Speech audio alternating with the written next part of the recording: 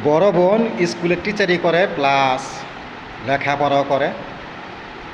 সেই সুবাদে তার বিয়ের সময় একটু পিছিয়ে গেছে এবং ছোট বোন আগে বিয়ে হয়ে গেছে। যাই সেই বড় বোনের সাথে ছোট বোনের দেবর ফোনে সুন্দর আরামসে কথা বলে সবসময়, হাই হ্যালো, কুমার বিআই বিআইনি সম্পর্ক নিয়ে। তো এক সময় অনেক দিন পর এক সময় সেই বড় বোনেরও বিয়ে সব ঠিক হইতে লাগছে। আর এদিকে ছোট বোনের দেওর এই কথা শুনে সেই ছেলে কাছে গিয়ে এই বিয়ের বানজি দিল। এই খবর চলে আসলো এই ছোট বোনের কাছে, ছোট বোনের জামাইয়ের কাছে। তখন এটা নিয়ে অনেক হই হাঙ্গামা চলল। তো পরে এই বিষয় নিয়ে বড় বোনের বাড়িতেও অনেক সমস্যা দেখা দিল।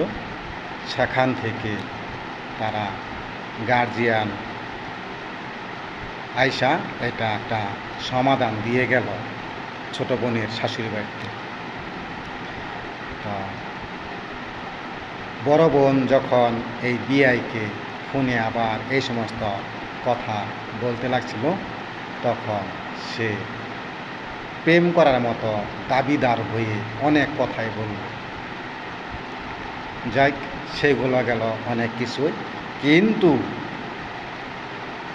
সে প্রতি রাত্রে বাড়িতে এসে মদ খাইয়া রাত্রে আইসা দুয়ারের মধ্যে অনেক হই হাঙ্গামা করতো, বলতো তার বড় ভাইকে, মানে ছোট বোনের স্বামীকে, দিছি দরজাটা আসে ব্লাডার কইরা দিছি, দরজাটা আসে দিছি ব্লাডার কইরা দিছি, যা দরজাটা কই বিয়া দিবি দেখা।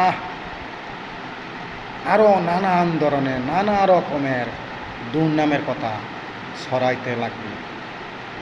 তো বলেন তো বন্ধুরা, বিআই বিআইনের কথাবার্তা মোবাইলে কি এই সমস্ত হওয়া উচিত?